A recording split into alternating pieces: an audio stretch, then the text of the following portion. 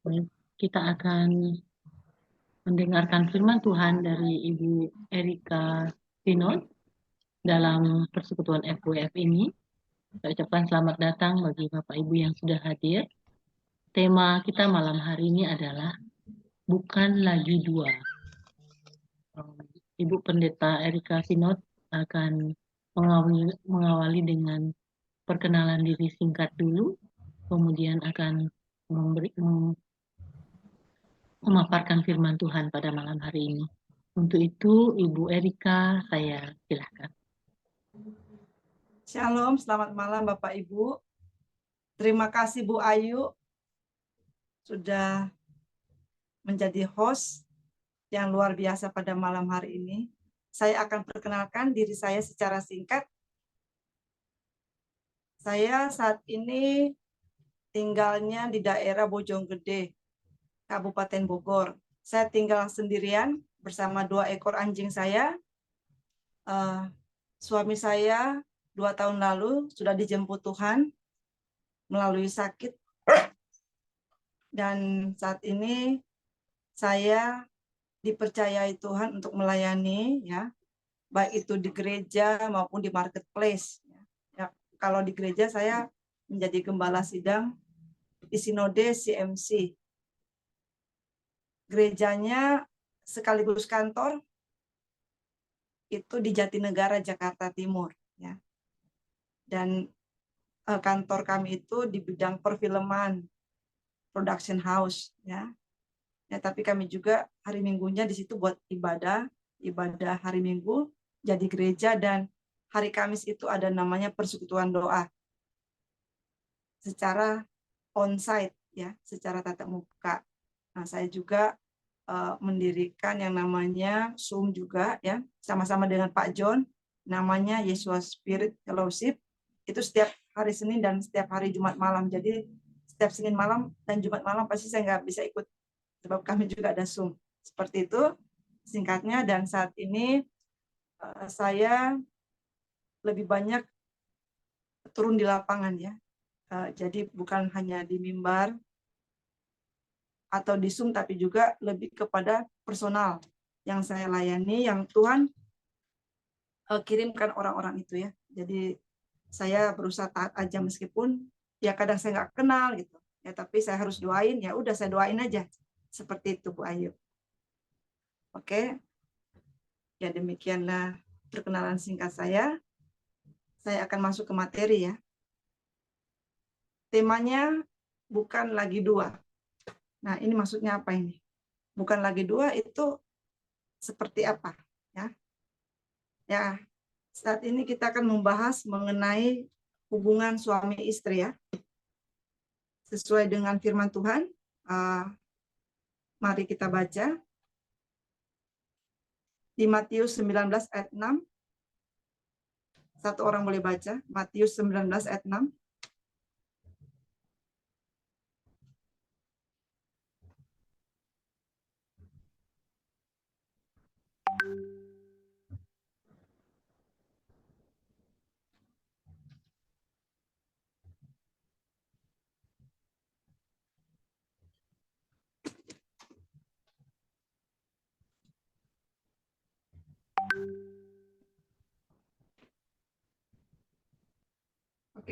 Oke, kita baca bersama-sama aja, ya. Kalau gitu, Matius 19 ayat 6. Demikianlah mereka bukan lagi dua, melainkan satu. Karena itu apa yang telah dipersatukan Allah tidak boleh diceraikan manusia. Ya. Ini satu hal yang menjadi landasan kenapa judulnya bukan lagi dua. Sebab Tuhan menghendaki suami istri itu menjadi satu. Beberapa waktu lalu ada seorang wanita yang sudah berstatus janda juga sharing dengan saya. Dia bilang dia mau nikah tapi mau ngurus harta gono gini dulu, mau buat surat pranikah gitu, ya. Mau buat, ya, untuk mengamankan katanya. Kalau terjadi hal-hal di kemudian hari, soalnya dia juga punya anak gitu kan. Saya langsung ngomong ke dia, Ya kalau kamu nggak yakin suami kamu kelak itu bertanggung jawab atau setia atau adil, ya mending kamu nggak usah nikah, saya bilang. Ya karena pada intinya kalau menikah itu ya jadi satu gitu. Apalagi kalau di ajaran kami memang menjadi satu itu bukan hanya saat berhubungan intim, ya tapi apa milik suami milik istri juga gitu. Jadi saya harus menjelaskan lebih detail begitu ya.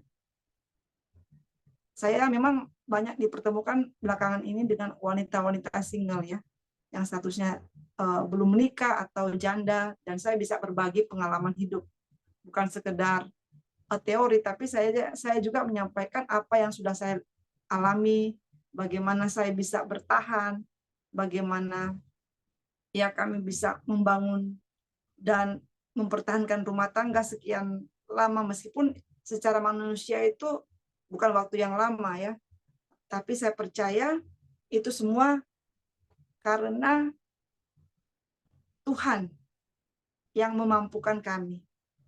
Tuhan yang memberikan jalan keluar, Bapak Ibu.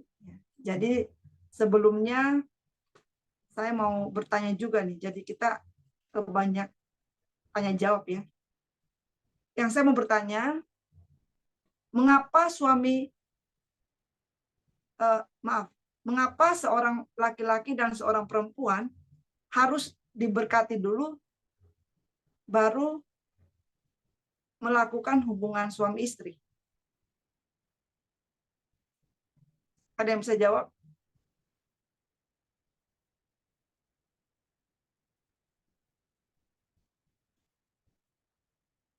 Ada Bu Ayu mungkin bisa jawab mengapa? Coba ya Bu ya. Ya. Karena kalau kita mengacu dengan firman Tuhan yang kita baca tadi, apa yang dipersatukan Allah tidak boleh diceraikan manusia.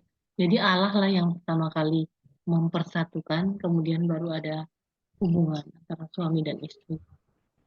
Ya, betul sekali. Mungkin sebaiknya kita pakai referensi ya. Yang mari kita buka dulu Kejadian 1. Coba satu orang baca. Kejadian 1 ayat 27 dan 28. Kejadian 1 ayat 27 dan 28.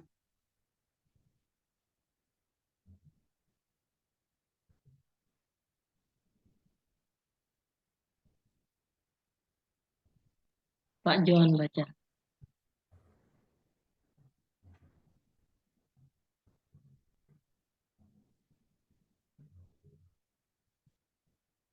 Masih mute Pak John. Kejadian 1 ayat 27 dan 28. Demikian firman Tuhan. Maka Allah menciptakan manusia itu menurut gambarnya. Menurut gambar Allah diciptakannya dia. Laki-laki dan perempuan diciptakannya mereka. Allah memberkati mereka, lalu Allah berfirman kepada mereka, beranak cuculah dan bertambah banyak, penuhilah bumi dan taklukkanlah itu, berkuasa atas ikan-ikan di laut dan burung-burung di udara dan atas segala binatang yang merayap di bumi. Demikian firman Tuhan. Terima kasih Pak Pendeta John ya. Ya, jadi ada ayatnya Bapak Ibu ya. Kenapa sebaiknya orang yang akan menikah ya atau seorang laki-laki dan seorang perempuan itu sebelum berhubungan badan istilahnya dia harus diberkati Tuhan dulu, sebab dari awal memang konsepnya seperti itu. Di Kejadian 1 ayat 27 dan 28, ketika Tuhan sudah selesai menciptakan laki-laki dan perempuan, Allah memberkati mereka, baru Allah berfirman, beranak cuculah ya. Jadi setelah diberkati baru Tuhan Allah berfirman, beranak cuculah. Tetapi konsep dunia sekarang itu banyak terbalik. dunia berusaha memutarbalikan kebenaran firman Tuhan. Mereka berkata, ya nggak apa-apalah, satu rumah dulu, saling kenal sifat satu sama lain, ya. Istilahnya sekolah dulu lah satu sama lain, baru menikah. Ya kadang-kadang kan banyak yang bablas gitu kan, sudah melakukan hubungan dulu, padahal belum diberkati Tuhan. Kita sebagai orang yang percaya kepada Tuhan Yesus harus kembali ke pengajaran Alkitab. Bagaimana Tuhan memberkati dulu, baru Tuhan berfirman, beranak cucu lah. Istilahnya, ya udah, aku udah berkati, baru kalian buat anak gitulah. Istilah bahasa sehari-hari ya. Jadi kalau tanpa Tuhan berkati dulu, terus melakukan hubungan suami istri, itu termasuk kategori persinahan. Sebab rancangan Allah memang bukan seperti itu. Rancangan Allah diberkati dulu, baru beranak cucu. Ya, jadi ini yang harus kita ajarkan kepada anak-anak muda yang belum menikah. Jangan mereka berkata, ya kan sudah banyak orang begitu. Istilahnya hamil dulu baru menikah, atau ya udah sudah kecelakaan dulu baru menikah. Padahal Alkitab dengan tegas mengatakan ya, Allah memberkati mereka. Adam dan Hawa diberkati dulu, baru Tuhan berkata beranak cuculah dan bertambah banyak. Ya. Jadi diberkati dulu oleh Tuhan, baru bisa memproduksi anak, ya, baru bisa berhubungan intim. Itu sudah konsep Allah seperti itu sejak awal menciptakan Adam dan Hawa. Jadi kalau kita mengatakan, loh kan sekarang banyak juga orang sudah mengabaikan hal ini. Iya, karena ini sudah akhir zaman. Kebenaran banyak yang diputarbalikan. Oleh karena itu kita harus sungguh-sungguh belajar kebenaran firman Tuhan. Cari juga pengajar yang memang berlandaskan Alkitab. Jangan sekedar pengajar yang hanya memotivasi, tapi tidak punya referensi Alkitab. Atau hanya berdasarkan pikirannya aja. Ya, jadi di sini sangat jelas bahwa Tuhan Allah memberkati Adam dan Hawa, baru mereka diberikan wewenang atau kasih karunia untuk beranak cucu. Ya. Yang berikut, mari kita buka firman Tuhan di Kejadian pasal 2 ayat 24. Satu orang baca. Kejadian pasal 2 ayat 24.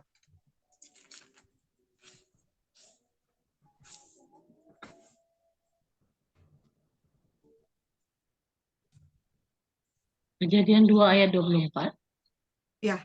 Itu seorang laki-laki akan meninggalkan ayahnya dan ibunya dan bersatu dengan istrinya sehingga keduanya menjadi satu daging. Stop. Oke, ya.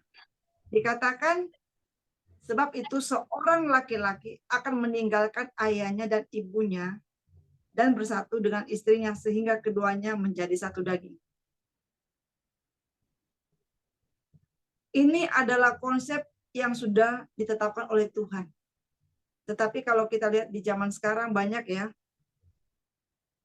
anak laki-laki itu yang lebih suka tinggal di rumah orang tuanya. Dia lebih merasa nyaman ya kalau dengan orang tua. Banyak di sini juga yang menanyakan, loh, itu bagaimana? Nggak sesuai dengan firman Tuhan. Makanya segala sesuatu kita harus kembali kepada firman Tuhan, Bapak Ibu ya. Laki-laki akan meninggalkan ayahnya dan ibunya dan bersatu dengan istrinya. Sebab ketika kita memakai konsep yang bertentangan dengan firman Tuhan, akan banyak konflik dalam rumah tangga. Suami istri bisa ribut karena ada campur tangan dari mertua. Itu tidak bisa dipungkiri. Makanya Tuhan itu sudah tahu konsep yang terbaik untuk sebuah keluarga adalah bersatu. Ya. Suami bersatu dengan istri. Sehingga hal-hal yang tidak perlu bisa dihindari, yang mengakibatkan pertengkaran bisa dihindari.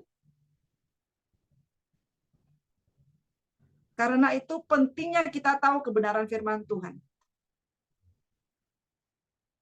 Ketika ada yang mengatakan, bagaimana kalau orang itu bercerai?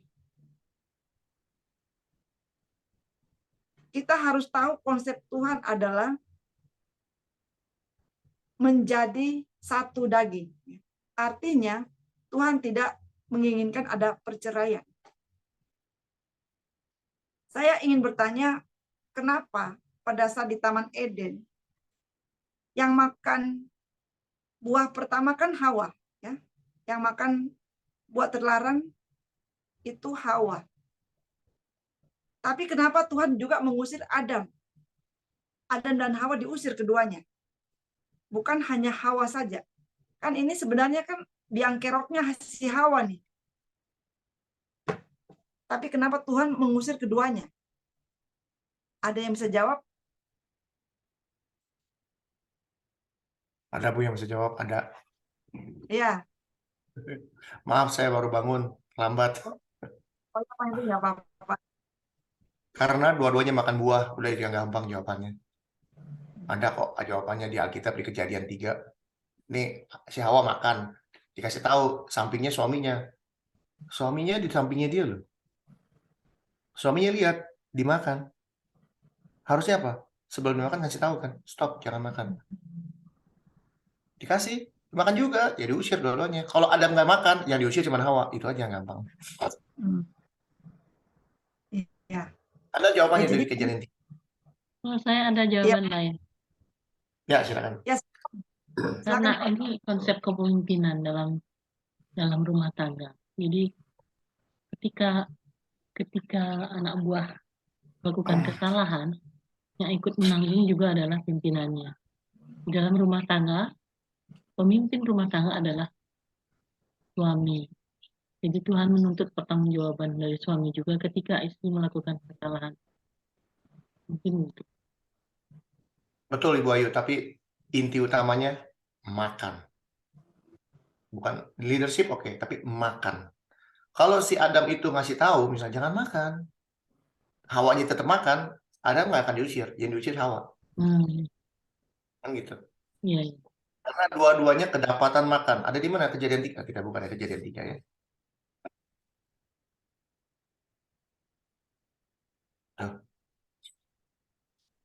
Perempuan itu melihat bahwa buah pohon itu baik untuk dimakan dan sedap kelihatannya. Lagi pula pohon itu menarik hati karena memberi pengertian.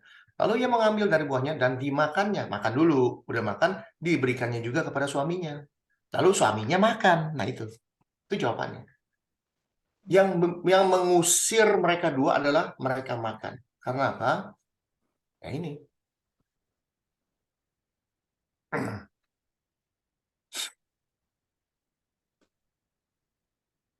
Tuhan memberi perintah. Perintahnya apa? Semua pohon boleh kamu makan, tapi pohon ini jangan kamu makan. Tuh, jangan kamu makan. Kau makan, kamu mati. Jadi jangan makan. Dimakan. Gitu. Itu. Yang gampang-gampang aja. Nggak usah repot-repot yang gitu kan. Karena jawabannya itu semua jawabannya. Ini kita lagi tanya jawab nih Bu ya. Sorry nih, saya terlambat bangun nih. Toto udah begini. Sikat gigi aja belum. Ya langsung Bu, silakan lanjutkan. Oke. Ya, jadi bagaimana pentingnya suami istri itu tahu kebenaran firman Tuhan ya. Supaya pengalaman Adam dan Hawa ini tidak terjadi. Bagaimana seorang suami itu benar-benar harus paham juga tentang kebenaran firman Tuhan. Yang paling gampang, kalau yang lebih dulu mengenal Tuhan itu adalah seorang suami, ya, dibanding istrinya yang bertobat dan kenal Tuhan. Itu lebih gampang keluarganya bertobat itu kalau suami duluan yang bertobat dan mengikut Tuhan Yesus. Ini dialami oleh keluarga almarhum suami saya ya. Mereka dulu Hindu ya, Hindu. Waktu itu bapaknya juga Hindu. Dan suatu hari bapaknya memanggil mereka semua. Mereka itu ada berenam ya mereka. Dan mereka diajak bicara di meja. Bapaknya ngomong, mulai hari ini Papa memutuskan mau mengikut Tuhan Yesus. Bagaimana dengan kalian? Mereka bingung ya, saling menatap satu sama lain. Itu mereka waktu itu sudah lumayan gede juga, suami saya sudah SMA waktu itu, dia bilang. Ya karena bapaknya yang ngomong, ya mereka semuanya langsung, oh iya, kami ikut Papa aja.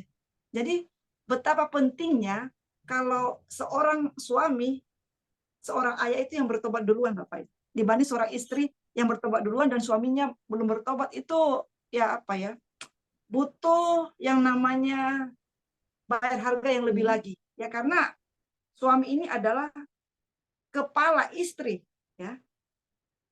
Ya coba kita baca di Efesus pasal 5 ayat 22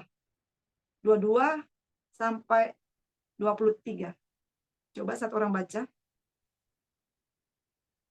Efesus pasal 5 ayat 22 sampai 23.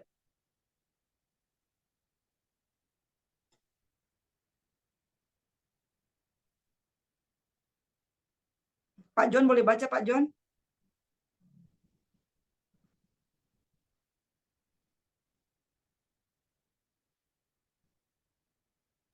Saya baca ya, Bu.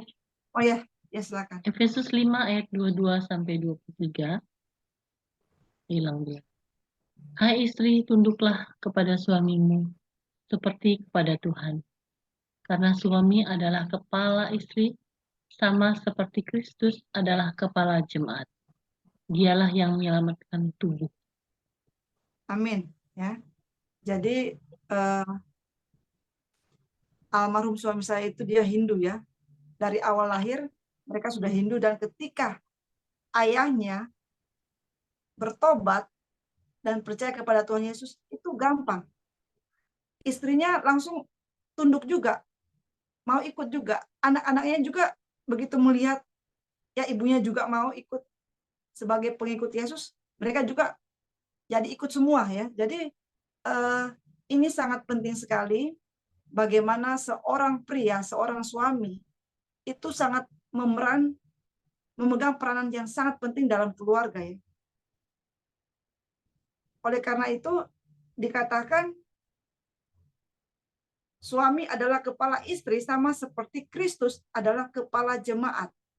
Jadi kalau suaminya benar, itu yang dibawanya juga pasti benar. Ya karena mereka ikut yang namanya penundukan kepada kepala.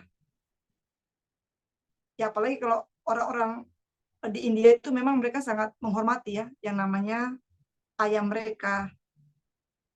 Sehingga mereka itu tidak ada perbantahan saat itu, Bapak Ibu.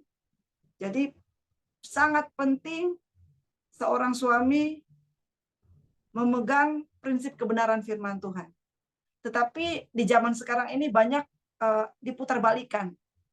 Orang-orang banyak yang bicara begini, oh pendoa syafaat itu sebaiknya perempuan, sebab doa perempuan itu lebih powerful dibanding doa laki-laki katanya.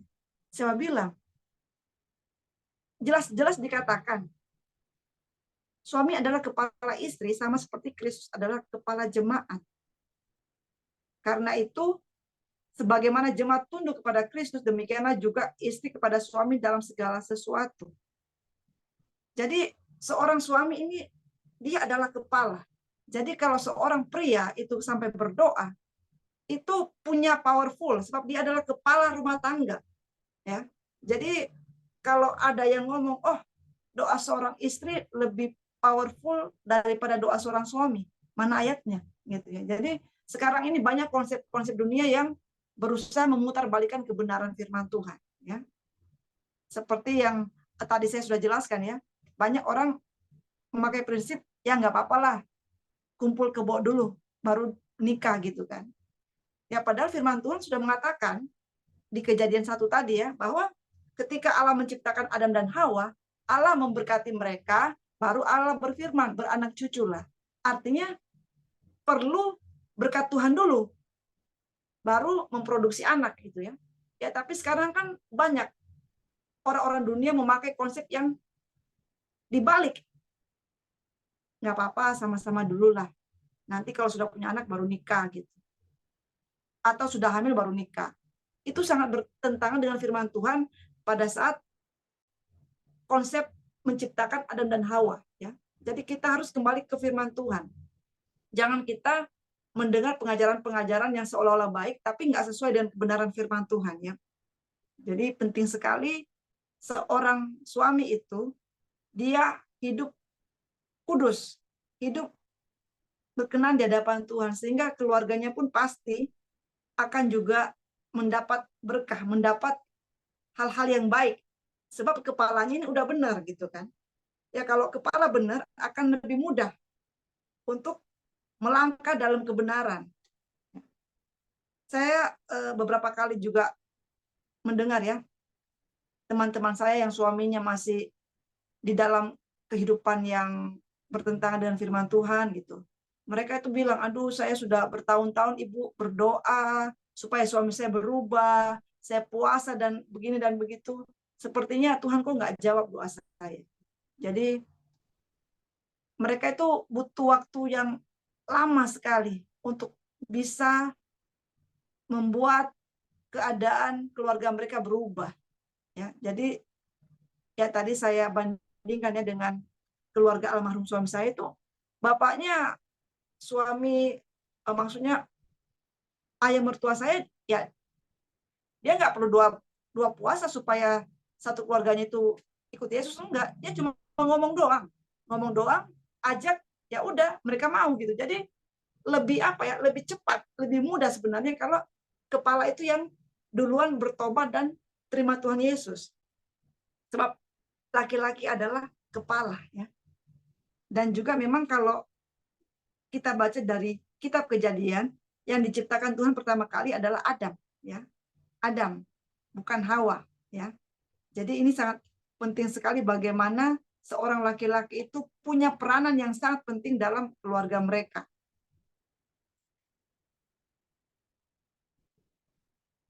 Jadi kalau seorang istri ya, dia ngeyel ya, dia membantah suaminya, pasti akan ada gejolak dalam sebuah rumah tangga.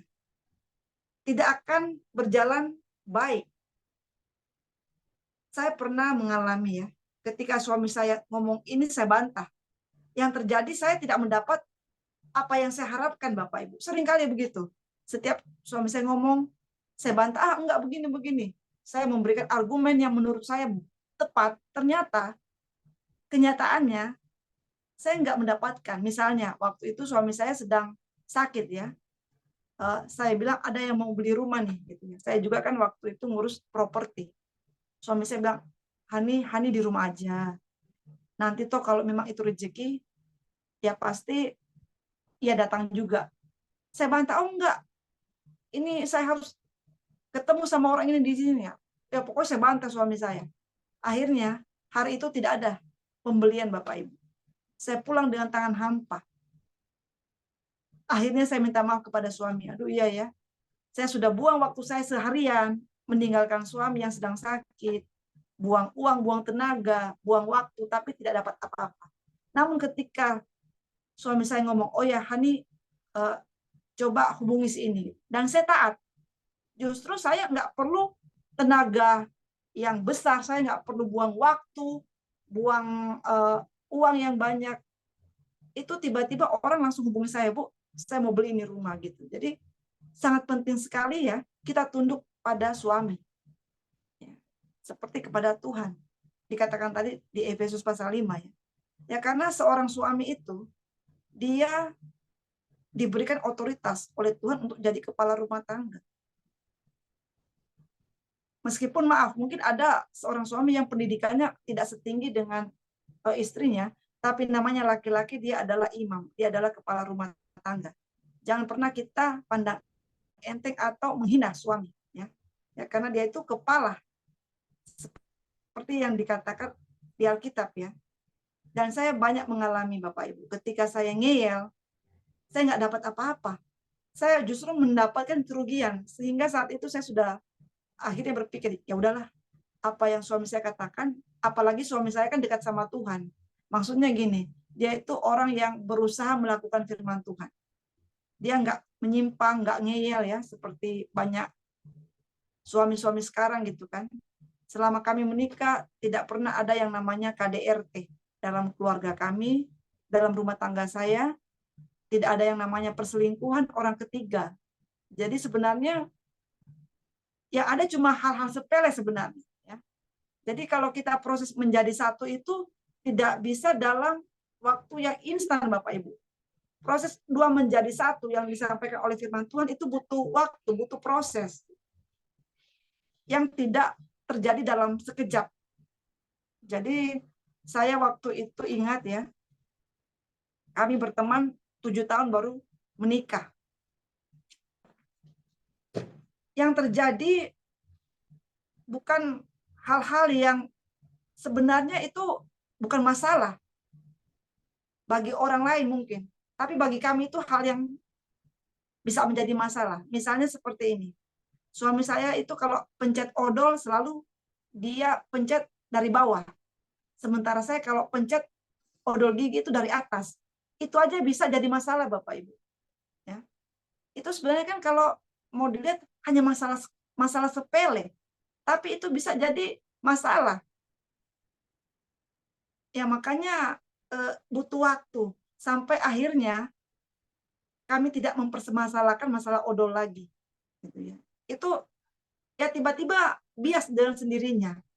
Suami juga sudah nggak mau lagi ribut hanya masalah odol gitu ya. Jadi itu butuh waktu supaya kita bisa menjadi satu. Apalagi kita dari budaya yang berbeda, suku yang berbeda.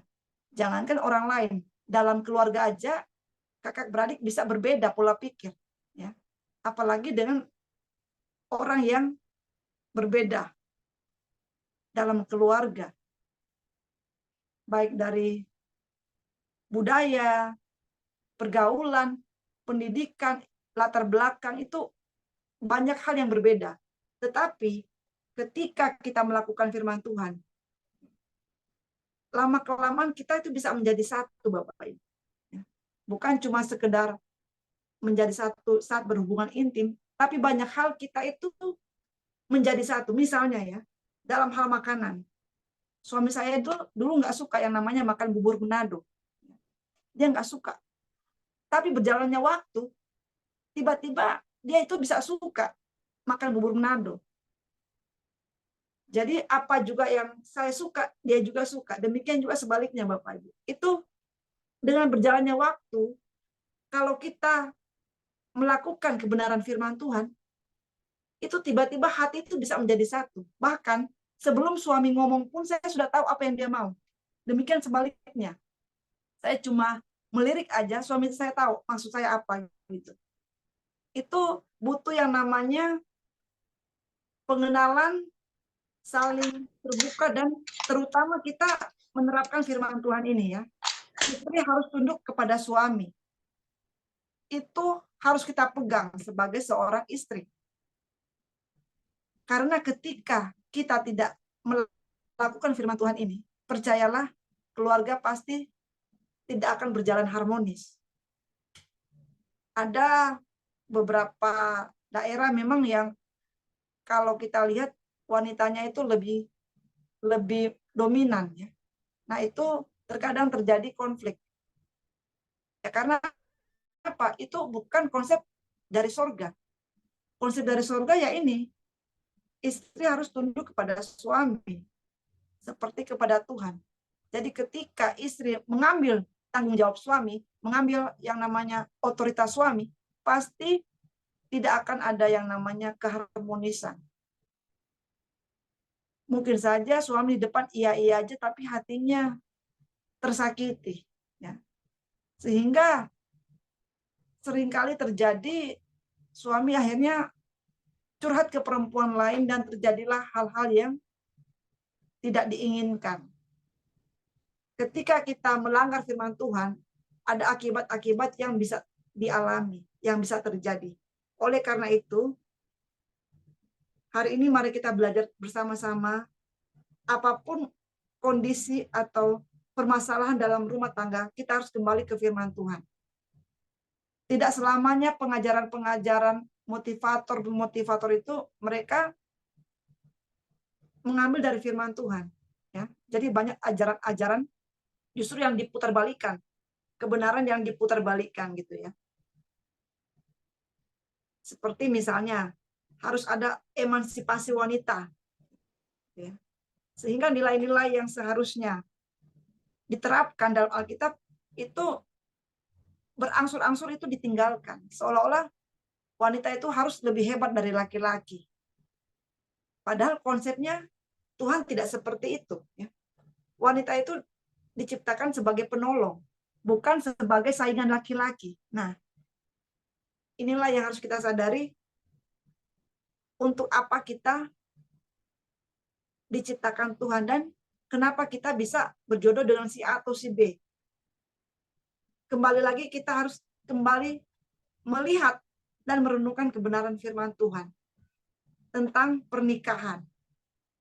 Ya, karena firman Tuhan itu adalah rambu-rambu yang akan membuat kita tetap bertahan dalam rumah tangga. Ya, ketika ada yang mengatakan, aduh, kalau ada ketidakcocokan sepertinya lebih enak bercerai deh.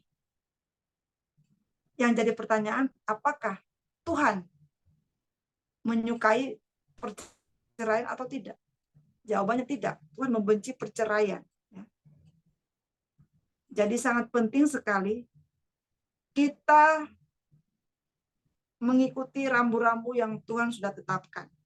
Bagaimana menjadi satu itu memang tidak bisa instan.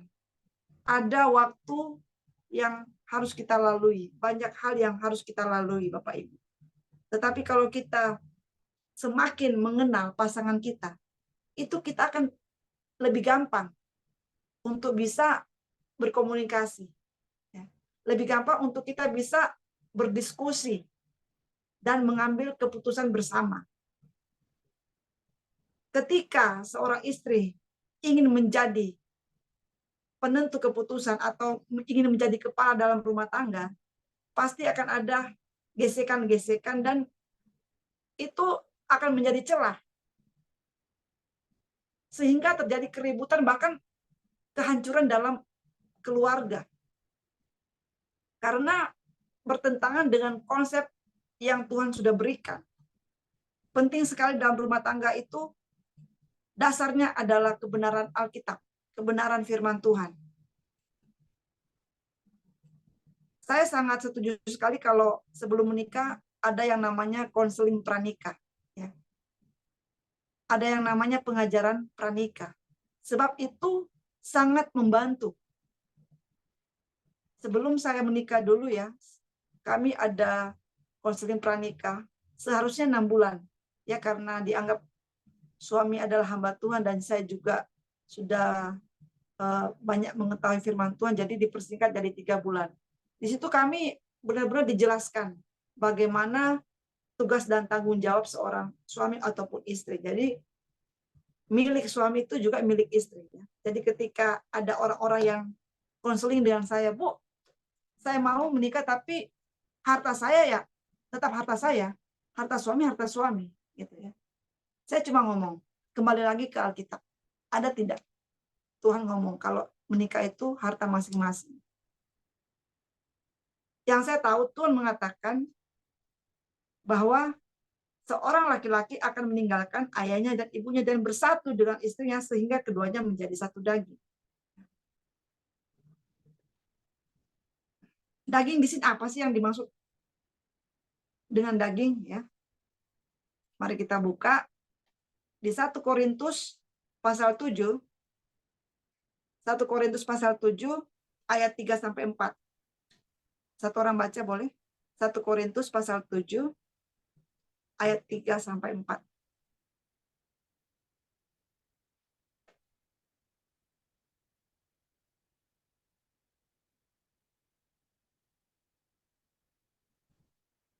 1 Korintus 7 ayat 3 dan 4. 3 dan 4.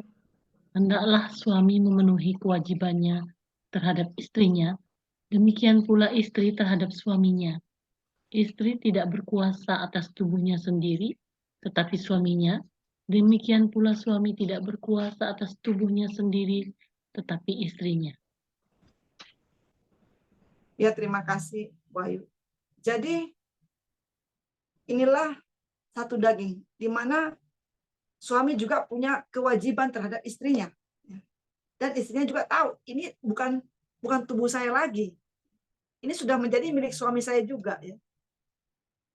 Dalam banyak hal kita harus sadari bahwa ketika kita menikah, kita itu bukan lagi milik kita sendiri. Tapi diri kita ini juga milik suami. Ya. Jangan kita beranggapan, saya kan punya kehendak bebas.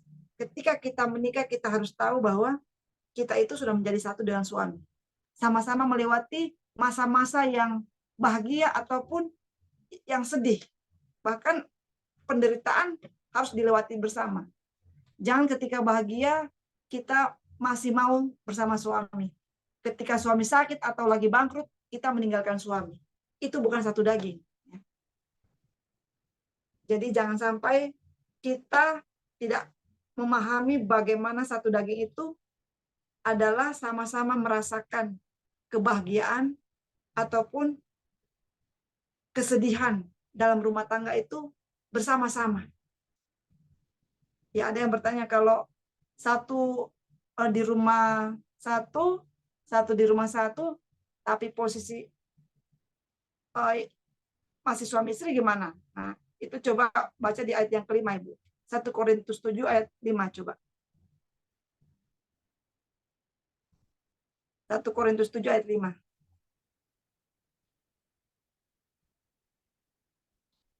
1 Korintus 7 ayat 5.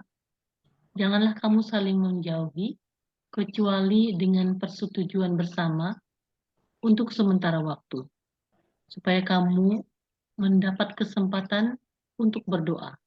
Sesudah itu hendaklah kamu kembali hidup bersama-sama, supaya iblis jangan menggodai kamu, karena kamu tidak tahan bertara.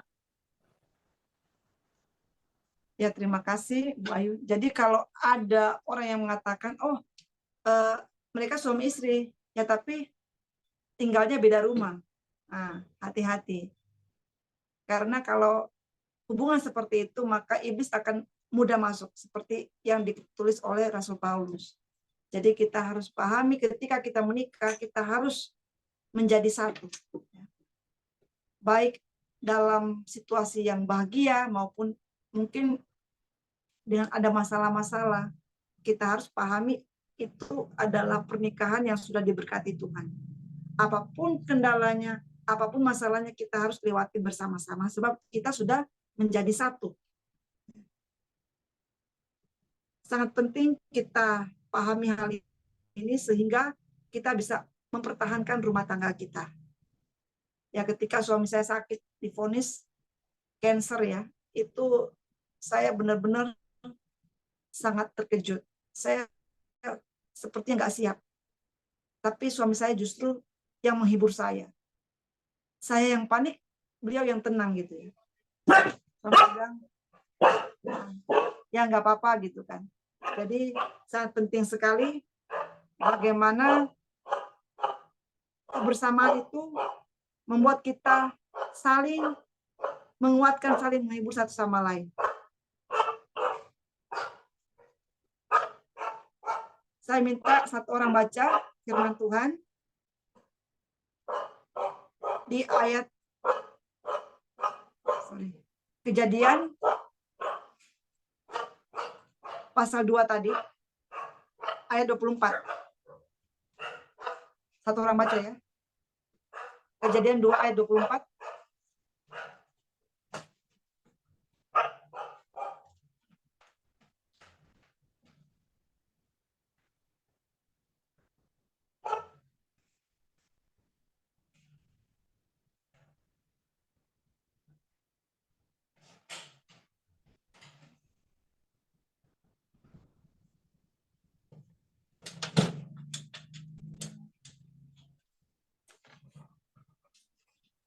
Silakan Pak John.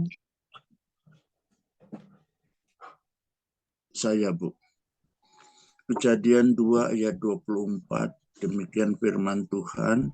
Sebab itu seorang laki-laki akan meninggalkan ayahnya dan ibunya dan bersatu dengan istrinya, sehingga keduanya menjadi satu daging.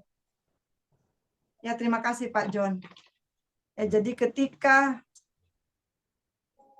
seorang laki-laki akan menikah, sebaiknya melakukan seperti yang dikatakan oleh firman Tuhan.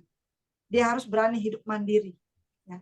Dia harus berani hidup bersama istrinya. Berani meninggalkan kedua orang tuanya.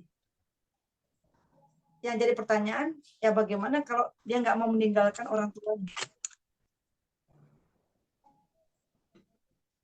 Ketika seseorang hidup tidak sesuai dengan firman Tuhan, percayalah akan ada yang namanya kendala-kendala, masalah-masalah yang justru membuat rumah tangga itu tidak harmonis. Ya.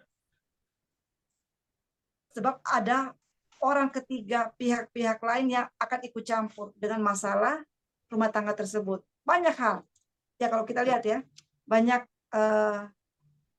kasus di mana suami bercerai karena ada campur tangan mertua gitu, atau saudaranya, atau ipar dan sebagainya. Jadi kita ikuti aja konsep yang sudah ditetapkan untuk mengalami yang namanya keharmonisan keluarga. Jangan kita bertahan dengan pikiran kita, dengan ego kita, dengan menurut apa kata orang. Ya karena apa kata orang belum tentu itu yang benar. Tapi kalau apa kata firman Tuhan itulah kebenaran di atas kebenaran. Jadi sebagai kesimpulan, ketika kita sudah menjadi satu sebagai suami istri, jangan pernah berpikir ada perpisahan atau perceraian selama masih hidup. Ya, karena Tuhan sangat membenci perceraian. Kalau kita bertahan, kita mengusahakan bagaimana suami istri hidup dalam kebenaran firman Tuhan. Suami mengasihi istri, istri tunduk kepada suami, itu suatu hal yang menyenangkan hati Tuhan. Ketika kita menyenangkan hati Tuhan, percayalah, apa yang tidak pernah kita bayangkan, yang tidak pernah kita pikirkan, Tuhan akan sediakan Bapak Ibu. Saya sendiri banyak mengalami ya, ketika suami saya sakit, suami saya itu berusaha tetap bekerja, mencari uang. Sebab dia sadar bahwa dia itu seorang laki-laki yang punya tanggung jawab. Jadi kalau saya lihat ada seorang suami sehat, tapi malas, hanya di rumah aja, ya, yang nggak mau kerja, dia hanya berharap dari gaji istri, harus bertobat, ya, ya karena seorang laki-laki seperti yang dikatakan oleh firman Tuhan ya, dia harus mengusahakan, dia harus mengelola apa yang Tuhan berikan. Seperti Adam ya, saat di Taman Eden kan dia mengusahakan, dia mengelola apa yang Tuhan berikan. Sebagai seorang suami harus bertanggung jawab, dia harus bekerja. Jangan buat alasan. Kecuali dia memang sakit yang tidak bisa dia keluar. Atau dia nggak bisa meninggalkan ranjang. Sebab saya mengalami sendiri, suami saya itu sudah sakit parah pun masih bisa kerja. Dia masih bisa lewat HP atau bisnis lewat apa. Pokoknya dia berusaha bagaimana dia yang harus menafkahi keluarga. Itulah yang diberikan contoh kepada saya sehingga saya bisa bersaksi bahwa seorang suami memang dia harus bertanggung jawab. Jangan hanya mengandalkan istri. Hanya makan gaji istri. Seperti banyak ya berita-berita ya yang lagi beredar kan. Ada yang nikah sama artis, dia nggak kerja tapi istrinya yang kerja. Akhirnya kan ada keributan kan. Ada yang namanya KDRT ya. Ya karena itu di luar kebenaran firman Tuhan. Jadi marilah kita sebagai suami istri melakukan bagian kita, melakukan apa yang Tuhan sudah tetapkan. Jangan kita menyimpang dari apa yang sudah Tuhan tetapkan. Sehingga keluarga kita diberkati Tuhan. Dan percayalah, satu orang bertobat dalam rumah tangganya, maka seisi keluarganya pun selamat. Itu dikatakan oleh firman Tuhan. Apalagi semuanya bertobat. Apalagi semuanya sama-sama melakukan kehendak Tuhan. Pasti keluarga itu akan mengalami yang namanya kemenangan dan bisa menjadi saksi Tuhan dimanapun mereka berada. Tuhan Yesus memberkati. Demikianlah sharing saya malam hari ini. Baik, terima kasih Ibu Pendeta Erika Pinot yang sudah membagikan firman Tuhan malam hari ini. Saya akan buka sesi diskusi untuk kita semua. Kalau ada yang mau bertanya atau ingin sharing, menambahkan apa yang sudah disampaikan oleh Ibu Pendeta Erika, saya silahkan Bapak Ibu.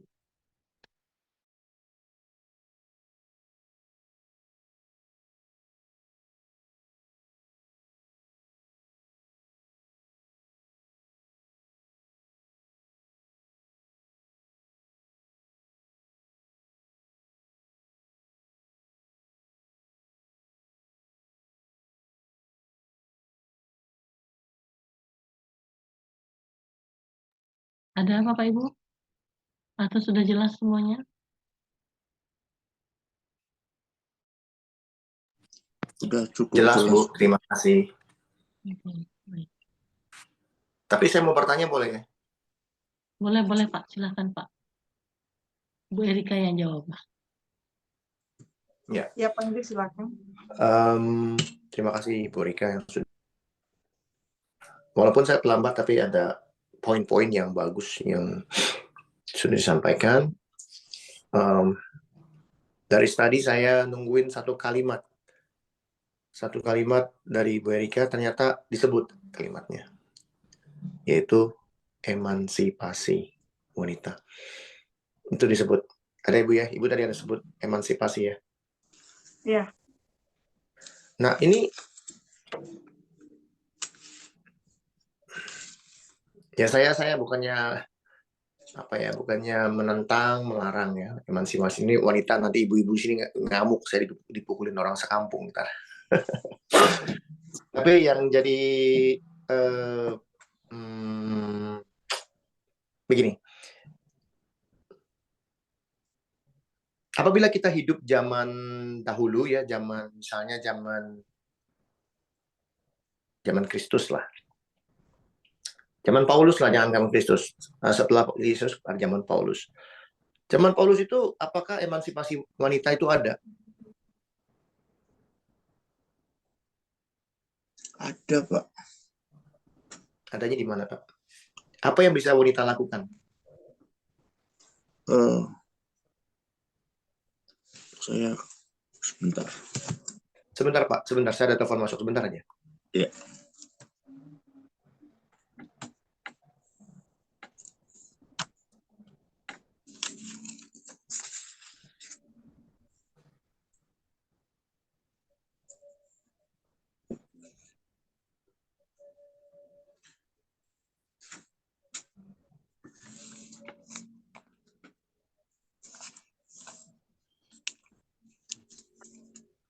Sorry, telepon masuk.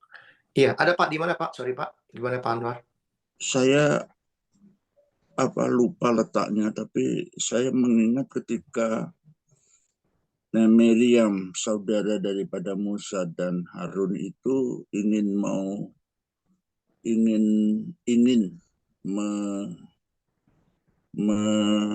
artinya merasa dia itu sama dengan Musa, tapi Tuhan ternyata tidak diizinkan.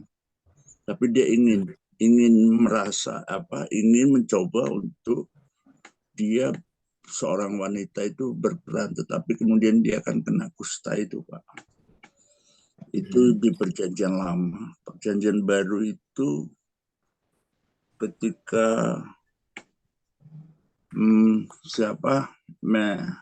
Marta itu, Pak. Marta Marta mencoba untuk mengatasi permasalahan rumah tangganya kan juga tidak bisa. Jadi hanya mencoba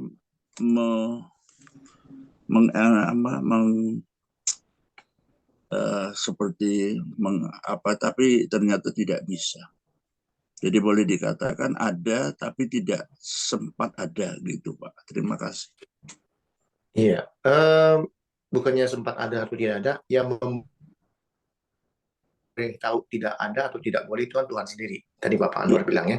Iya. Itu ada di bilangan bagaimana Maryam dengan Harun ya, mereka Iya. ribut sama Musa gitu. Iya. Ya, ada di buku bilangan. Iya. Jadi kembali lagi zamannya dulu itu adalah zaman Patria. Ya, mereka mengerti sekali kenapa zaman Patria, karena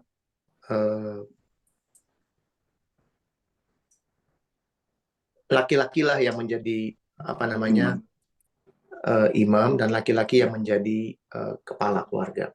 Bahkan kemarin ada khotbah mengenai bagaimana Tuhan mengumpulkan laki-laki setahun 3 kali ya, setiap perayaan. Ya. Betul Ibu Ayu ya, kemarin kalau nggak salah Ibu Ayu ya. Iya. Jadi laki-laki itu yang menjadi pemimpin ya. Ya, sejak ada emansipasi wanita itu, kondisi laki-laki itu sampai hari ini, Ibu Erika bilang begini, perempuan harus begini, perempuan harus begitu. Itu sulit, itu akan sulit terjadi karena Ibu Erika sedang mengajarkan bagaimana perempuan itu harus tunduk kepada suami, betul ya? Ya. Tapi pada saat kita mengajarkan kita tunduk kepada suami, karena ada emansipasi wanita ini, dia tidak akan pernah tunduk 100%. Sedangkan zaman dulu benar-benar sebelum emansipasi, wanita itu benar-benar tunduk. Disuruh apa aja jalan, suruh ngapain aja harus kerjain. Jadi bahkan kita mencatat di Perjanjian Lama bahwa siapa namanya Ruth ya. Ruth, iya. Ya, dia bukan orang Israel, dia orang apa?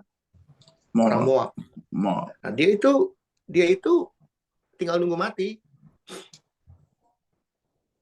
Karena suaminya mati semua itu. Itu kalau suaminya mati, istri ikutan mati. Makanya buru-buru pergi cari adiknya atau kakaknya supaya nikah lagi. Supaya mereka dapat hidup makan. Kalau suami mati, artinya mereka juga mati karena nggak ada yang kasih makan. Elimelek mati. Ya, jadi mereka wanita itu benar-benar tunduk lah zaman dulu. Bahkan buku Timotius di 2 Timotius ya, kalau kita boleh baca.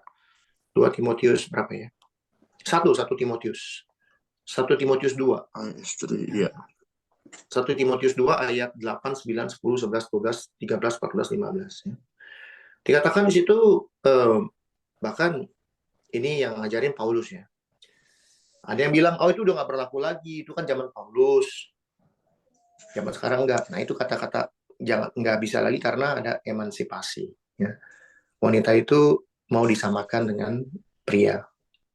Bahkan firman Tuhan mengatakan karena Adam yang pertama dijadikan, kemudian barulah Hawa. Lagi pula, bukan Adam yang tergoda, melainkan perempuan itulah yang tergoda dan jatuh ke dalam dosa. Ya. Jadi Paulus pakai firman Tuhan bukan sembarangan ngomong bahwa perempuan itu seharusnya dikatakan ya berdiam diri aja, menerima ajaran dengan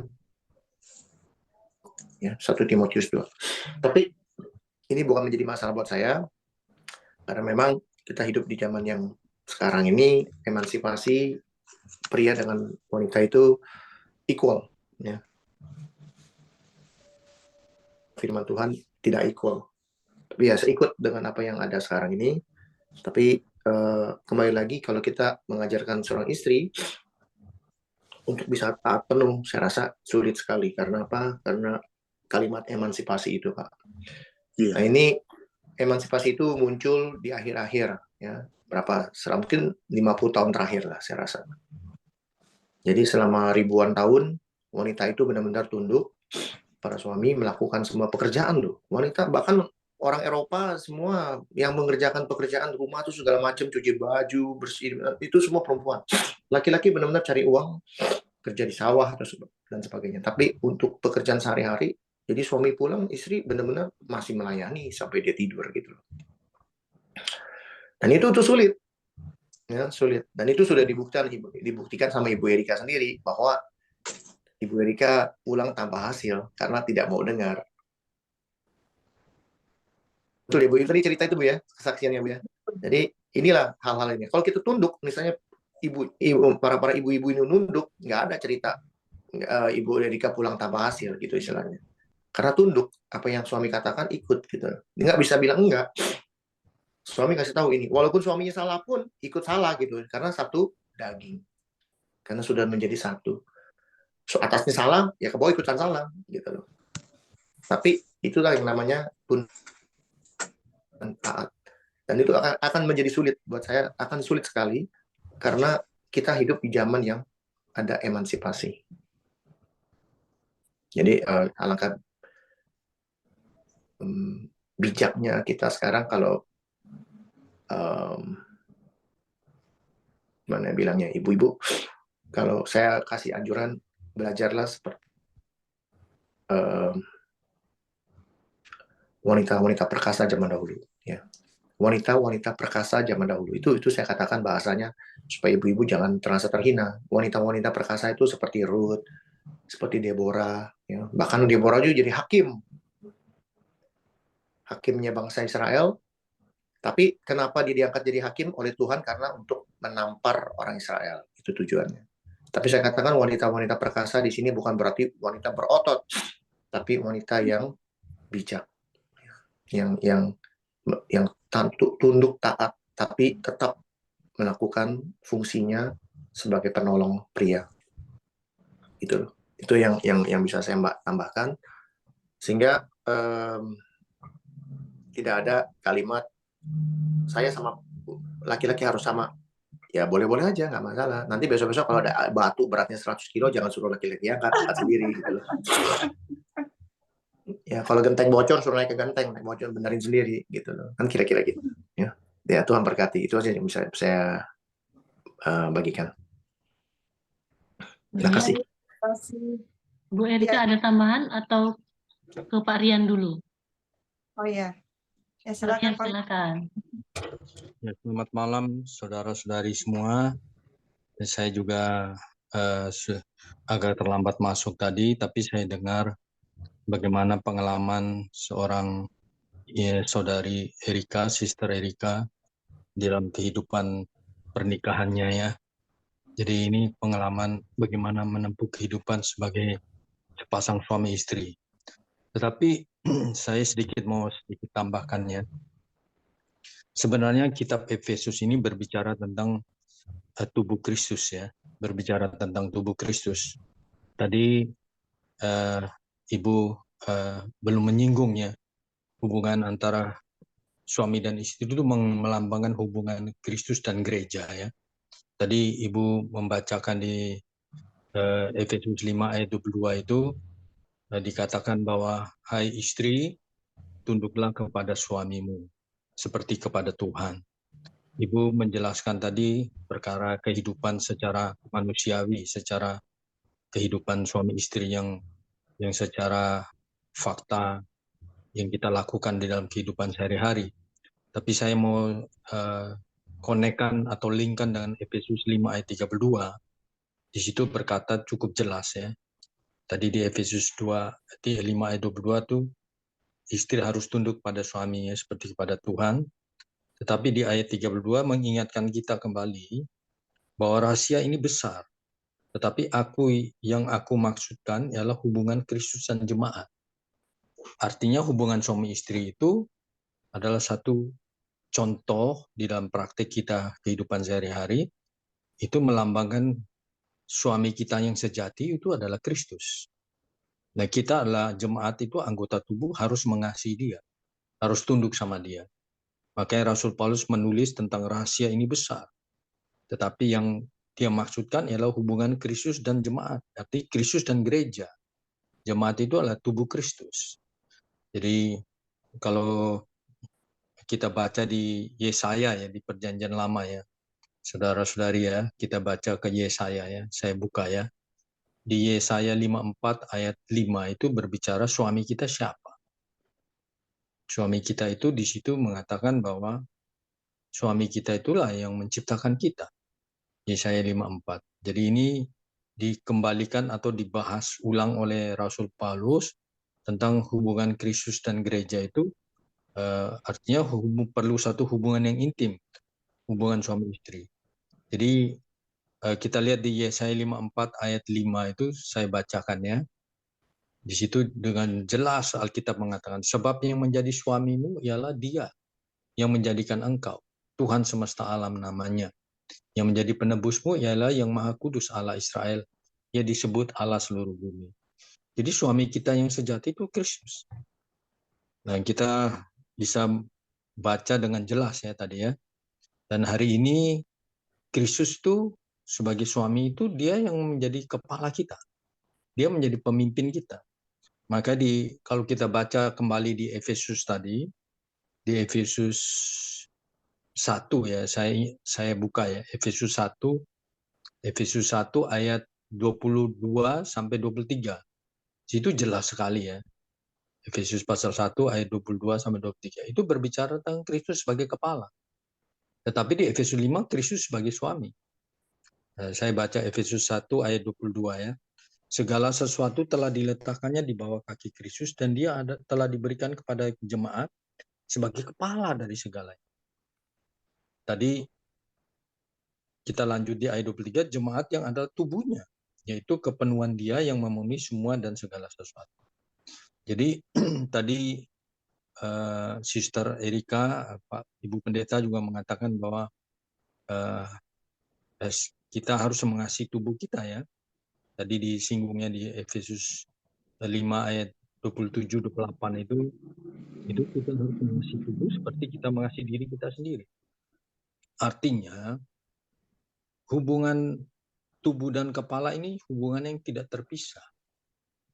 Jadi tidak boleh dipisahkan oleh siapapun juga. Kalau kepala, kalau saya tanya misalnya, saya tanya di forum Zoom ini ya, yang menopang kepala, tubuh yang menopang kepala atau kepala yang menopang tubuh? Coba, ada yang bisa jawab nggak? Yang tubuh kita yang menopang kepala atau kepala yang menopang tubuh? Coba. Tubuh yang menopang kepala. Oke. Nah, saya memberikan satu ilustrasi ya. Ibu Erika mengatakan tubuh yang menopang kepala. Secara struktur memang kelihatan betul. Tubuh yang menopang kepala karena kepala di atas tubuh ya. Tetapi saya mau kasih satu ilustrasi ya. Hari ini ada ibu mungkin pernah lihat ya, ada orang yang tangannya terputus ya kena bom ikan. Tetapi dia masih hidup kan, masih hidup ya, walaupun tangannya terputus tapi dia masih hidup, masih ada kepala. Tapi kalau satu kali kepalanya terputus, tubuh di bawah juga mati semua, betul nggak? Iya. Jadi artinya yang menopang tubuh itu bukan, yang menopang kepala itu bukan tubuh, justru kepala yang menopang tubuh. Contoh tadi ya, ibu misalnya potong kaki ayam, ayam itu jari kakinya terputus, tapi dia masih bisa hidup. Tapi kalau ibu potong kepala ayam, ya seluruh tubuhnya mati.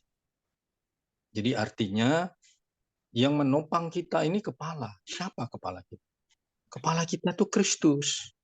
Makanya tadi dikatakan di Efesus 1 ayat 22 itu segala sesuatu telah diletakkannya di bawah kaki Kristus. Dan dia telah diberikannya kepada jemaat sebagai kepala dari segala yang ada. Jadi dia kepala, dia yang menopang tubuh.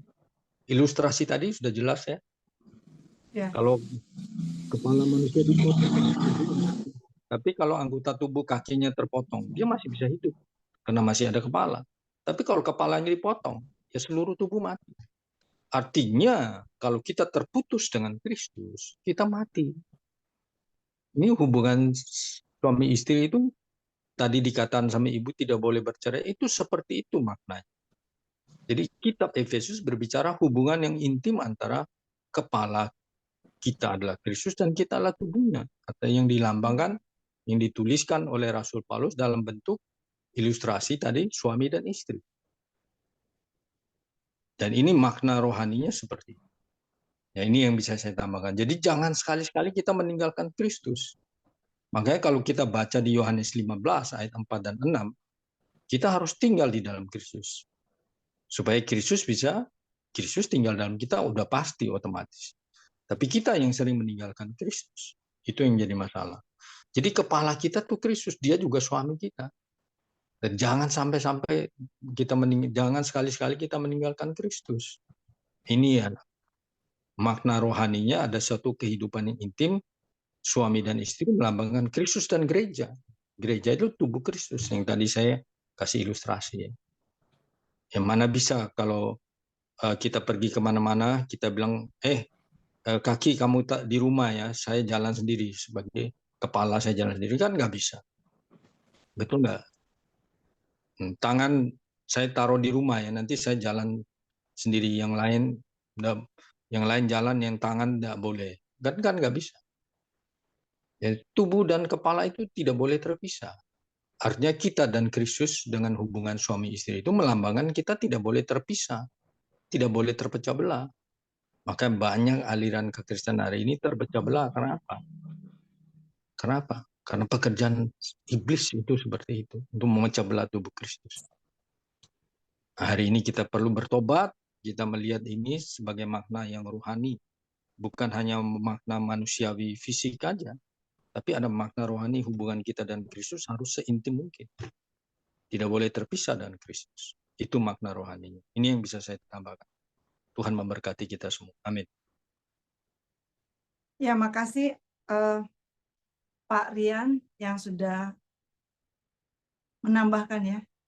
Ya, memang saya juga ya mau sampaikan, karena memang saya juga lihat waktunya memang ya nggak banyak, tapi saya akan sampaikan bahwa saya itu justru mengenal Tuhan lebih dalam melalui almarhum suami saya ya. Jadi saya sering baca Alkitab, sering lihat orang Bapak khotbah, itu hanya lewat. Tapi saya justru melihat pribadi Yesus itu dalam diri suami saya. Sehingga saya ketika almarhum suami saya meninggal, saya langsung yang ngomong, Tuhan, sekarang Engkaulah yang menggantikan suamiku menjadi suamiku, saya bilang gitu ya. Dan itu akan lebih gampang. Sebab apa? Saya sudah pernah mengalami sosok seorang suami yang menurut saya hidupnya selaras dengan firman Tuhan. Ya, beliau juga menyampaikan firman Tuhan, ya, tapi juga sebagai pelaku. Jadi itu memudahkan saya untuk lebih memahami sosok Tuhan gitu. Ya, jadi banyak hal ya belakangan ini yang saya lihat, saya itu kalau berkomunikasi ya seperti berkomunikasi dengan suami saya. Jadi misalnya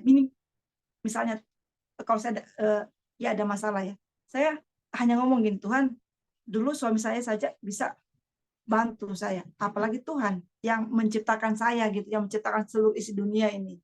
Ya pasti Tuhan punya cara untuk menolong saya. Tuhan pasti punya cara untuk melindungi saya. Saya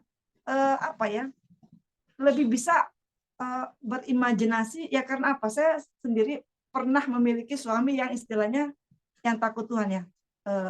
Ya ini foto yang di belakang saya ini foto suami saya nih Pak. Yang wajahnya juga mirip Tuhan Yesus gitu ya. Ya sampai orang-orang ngomong, Bu, jangan-jangan itu Bapak Tuhan Yesus sendiri yang menyamar, soalnya sifatnya kok seperti Tuhan Yesus gitu. Nah, itu jadi yang saya melihat bagaimana kita sebagai manusia bisa nggak mencerminkan karakter Tuhan. Nah, ya makanya memang saya tadi yang nggak singgung yang mengenai apa Kristus sebagai ini ya kepala jemaat ya, karena memang fokusnya lebih ke suami istri ya. Tapi terima kasih ya Pak Rian sudah menambahkan ya, jadi lebih lengkap ya. Ya jadi memang sangat penting sekali ya, makanya saya bilang dalam sebuah rumah tangga itu peran suami sangat-sangat penting ya. Ya bukan berarti peran seorang istri itu nggak penting ya, tapi ketika saya justru melihat suami saya menjadi pelaku firman, itu lebih gampang masuk di kepala saya dibanding khotbah yang bertahun-tahun saya dengar ya, buku-buku yang saya baca itu terkadang hanya lewat gitu. Ya, tapi ketika suami saya melakukan seperti firman Tuhan itu jadi jadi rekaman yang saya itu ingat sampai sekarang. Hal detail apapun yang beliau lakukan yang sesuai firman Tuhan itu saya ingat. Bagaimana meskipun beliau dicaci maki di depan saya, bahkan diusir, beliau bisa dengan tenang dan mengatakan hal-hal yang positif. Makanya saya ngomong, saya sampai ngomong sama suami saya, Hani punya hati ini terbuat dari apa? Kok masih bisa saya bilang memaafkan orang yang sudah menghina gitu kan?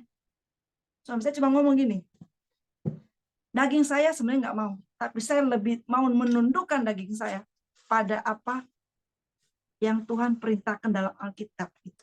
Dia bilang daging saya ini berontak sebenarnya, ya tapi saya sudah berkomitmen saya mau tunduk pada apa yang menjadi kehendak Tuhan. Meskipun berat, saya itu mengalami hal-hal yang ini Bapak Ibu yang sebenarnya sangat ini ya, bersama suami itu hal-hal yang hanya bisa dilewati karena anugerah Tuhan aja. Ya karena secara manusia itu suami saya orangnya sebenarnya tipe yang sangat keras ya. Dia punya prinsip gitu. Beliau juga apa istilahnya? Ya kalau dia mau menghadapi orang itu gampang. Hanya dua. Suami saya ya beliau kan juga pelatih ini ya, pelatih Kopassus ya. Dalam hal bela diri. Jadi dia bilang, "Saya ini untuk mau buat orang sakit atau mati itu gampang," dia bilang. Tapi sekarang kan saya bukan yang dulu, saya ini sudah dibaharui oleh Kristus. Saya nggak mau, saya kalah gitu ya dengan kedagingan. Jadi tiap hari itu memang harus berperang. Jadi satu hal yang suami saya ngomong sama saya itu yang sampai saya masih ingat sekarang. Suami saya ngomong gini, kita itu harus seperti tentara yang tiap hari latihan meskipun belum berperang. Sehingga ketika kita akan mengalami peperangan, kita itu sudah siap. Dan itu juga saya lihat Bapak Ibu ya, ketika suami saya dinyatakan dokter bahwa beliau sudah sangat parah, bla bla bla, beliau itu sangat tenang sekali. Dia tidak panik, dia kayaknya sudah siap banget gitu. Sehingga beliau ngomong, ingat ya Hani ya, kalau Tuhan lebih memilih menjemput saya, Hani harus tetap kuat. Tetap tinggal dalam Tuhan, jangan pernah marah sama Tuhan, jangan pernah ninggalin Tuhan gitu ya. Jadi justru suami saya menghibur saya dalam situasi dia boleh mengatakan sangat menderita, justru dia yang memberi saya penghiburan, memberikan saya kekuatan. Bahkan saya lihat ya, darahnya pun sampai mengucur di itu ya, di ininya, dia masih tetap ngomong firman Tuhan. Bahkan masih minta supaya beliau itu bisa mendoakan orang yang di sebelahnya gitu kan. Ya karena waktu itu memang dokter sudah bilang, Bu, Bapak ini sewaktu-waktu jantungnya bisa berhenti, Bu. Jadi tolong Bapak jangan banyak bergerak, jangan banyak bicara ya. Ketika dokter pergi, suami saya malah ngomong, Hani, tolong angkat kedua tangan saya ke arah kiri dan kanan. Saya ngomong, buat apa? Dokter bilang nggak boleh ngomong, nggak boleh bergerak. Suami saya cuma ngomong gini, kalau seandainya Tuhan menjemput saya sekarang, saya sudah tahu kemana saya pergi. Tetapi orang yang di sebelah kiri dan sebelah kanan saya, belum tentu mereka tahu mereka akan kemana kalau dijemput Tuhan. Ini di UGD loh, di ruang gawat darurat. Suami saya masih mikir untuk doain orang, untuk selamatin orang. Di situ saya nangis, saya bilang, aduh ini orang sudah nggak mikirin lagi nyawanya. Sebab apa? Dia sudah sangat siap. Makanya apa yang beliau khotbahkan mengenai bagiku hidup adalah Kristus dan mati adalah keuntungan, itu dia juga lakukan. Jadi bukan sekedar khotbah yang seolah-olah hebat, enggak. Dia lakukan dalam kehidupannya. Makanya saya bilang, khotbah yang terbaik adalah ketika kita bisa menjadi pelaku firman. Dan itu orang lihat. Sebab apa yang dilihat secara visual itu akan bisa membekas. Dibanding kita cuma ya khotbah di mimbar, di Zoom, ya tapi kita nggak bisa melakukan. Buat apa? Jadi saya sejak itu sudah berkomitmen, Tuhan, apa yang saya sudah ajarkan, mampukan saya untuk bisa melakukannya. Saya sudah berusaha Tuhan untuk bisa, meskipun ya memang seringkali ya tidak mudah Bapak Ibu, tapi saya sudah berniat bahwa saya harus bisa menjadi pelaku, bukan cuma sekedar mengajar. Nah, jadi saya bilang betapa sangat pentingnya seorang imam, seorang pria yang adalah kepala istri itu menjadi pelaku firman, sehingga apa? Dari atas turun ke bawah itu luar biasa. istri pasti akan mengingat hal-hal yang dilakukan oleh suaminya ya, apalagi hal-hal yang baik gitu. Dia pasti akan terekam. Jadi saya itu kalau orang bilang Bu Erika bisa belajar banyak dari toko Alkitab mana yang yang menurut Ibu sangat memberkati Ibu, saya akan langsung ngomong, saya justru belajar banyak dari suami saya, sebab beliau adalah istilahnya pribadi yang mencerminkan karakter Kristus, saya bilang. Beliau penuh keberanian memberitakan Injil. Saya pernah Bapak Ibu sama suami itu di orang-orang yang orang seberang. Suami saya berani ngomong, Tuhan Yesus itu memang disalib, bukan Yudas yang disalib. Itu ngomong di banyak orang. Waduh, saya bilang ini suamiku sudah nggak takut mati kayaknya gitu. Ya tapi memang itulah. Dia bilang, loh, saya tadi pagi baca di Yeremia, dia bilang, Tuhan ngomong, jangan engkau gentar terhadap mereka. Karena kalau engkau gentar, aku yang akan menggentarkan engkau. Dia bilang, wah, saya nggak mau digentarkan Tuhan, mending saya ngomong gitu kan. Nah, jadi itulah yang saya banyak belajar dari suami saya, bagaimana dia itu menjadi pelaku firman, bukan cuma berani khotbah. Oh, begini, enggak. Dia lakukan, Bapak Ibu. Dan itu memang sampai di nafas terakhirnya dia masih tolong orang yang di sebelahnya gitu. Makanya saya waduh ini orang benar-benar. Nah, itulah yang membuat saya itu percaya ketika gini, suami saya itu pernah ngomong gini, kita harus sempurna. Saya bilang, bagaimana mungkin? Ya kita ini kan hanya manusia yang penuh kelemahan. Suami saya cuma ngomong, kembali ke Alkitab. Tuhan mengatakan, hendaklah kamu sempurna. Berarti kita bisa, dia bilang. Bisa bukan menurut pikiran kita, tapi menurut pikiran Tuhan. Itu yang suami saya sering ngomong ke saya gitu. Dan saya tuh tiap malam Bapak Ibu didoakan suami doa yang sama loh bertahun-tahun. Saya sampai bosan. Saya bilang, aduh, emangnya nggak ada doa yang lain gitu ya. Suami saya cuma ngomong gini, saat ini mungkin Hani tidak tahu dampak dari doa saya, tapi suatu hari Hani akan tahu betapa ini doa sangat berguna untuk kehidupan Hani selanjutnya ya. Saya itu dipanggil Hani ya karena ya kami sering panggil sesama suami istri itu Hani ya.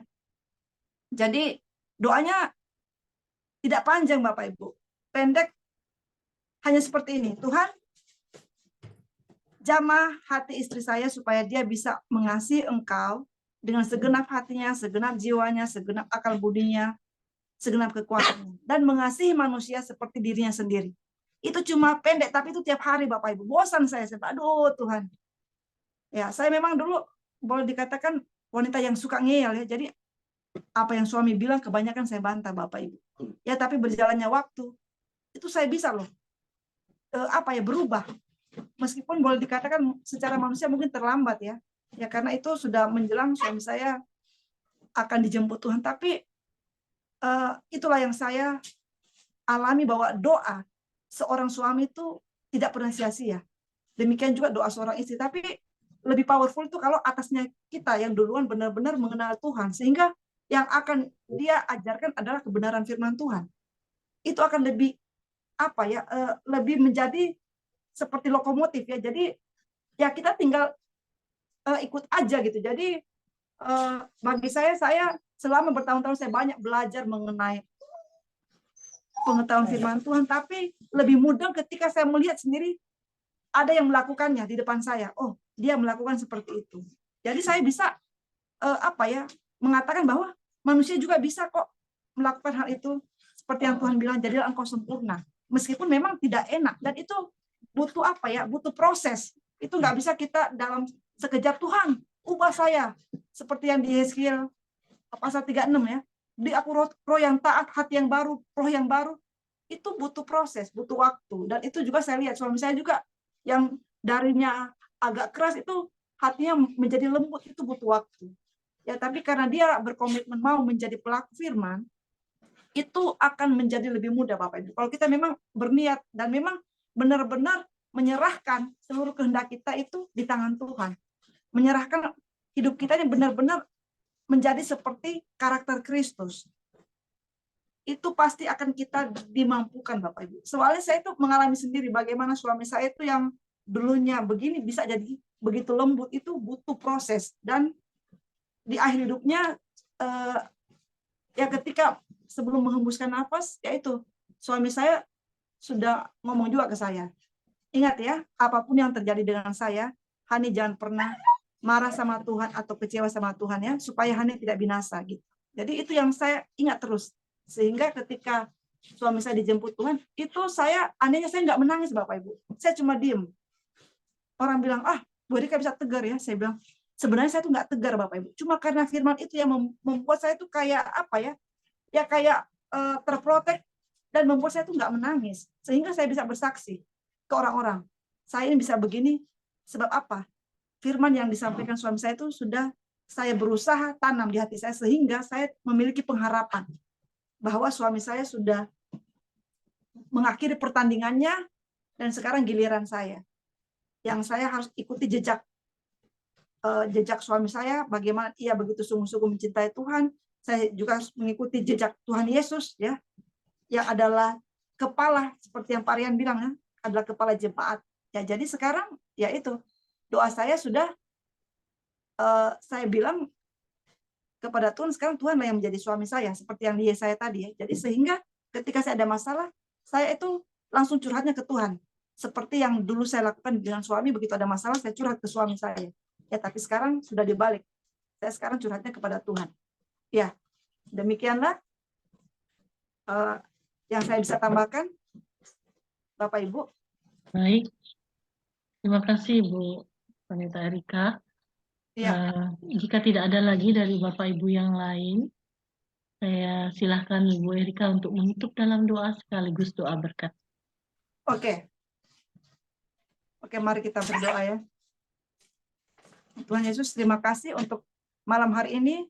Biarlah firman-Mu itu menjadi hidup dalam setiap hati kami, dalam setiap pikiran kami, untuk kami bisa sungguh-sungguh mau menjadi pelaku firman Tuhan. Bukan sekedar teori atau perenungan saja, namun mampukan kami Tuhan untuk menjadi saksi Kristus, menjadi pelaku-pelaku yang menyenangkan hati-Mu Tuhan. Sebab kami tahu Tuhan,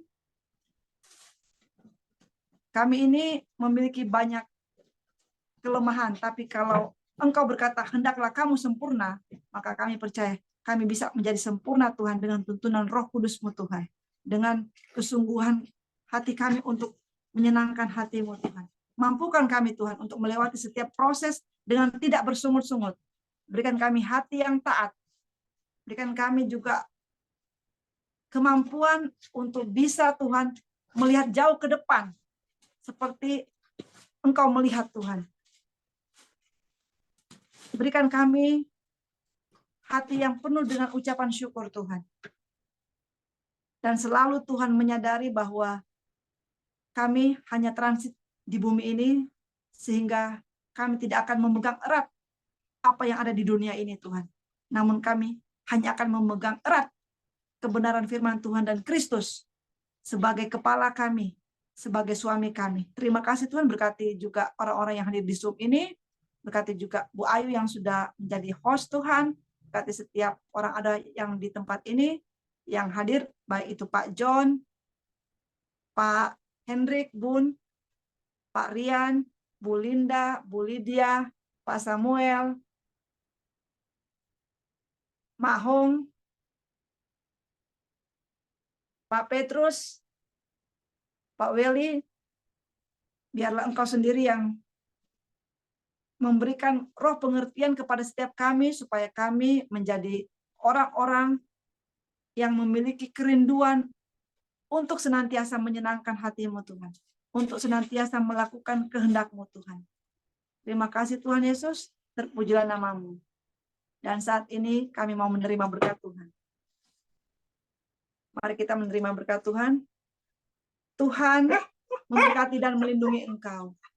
Tuhan menyinari engkau dengan wajah-Nya dan memberikan engkau kasih karunia. Kiranya berkat Abraham, Ishak dan Yakub menyertai kita semua mulai saat ini sampai selama-lamanya. Amin.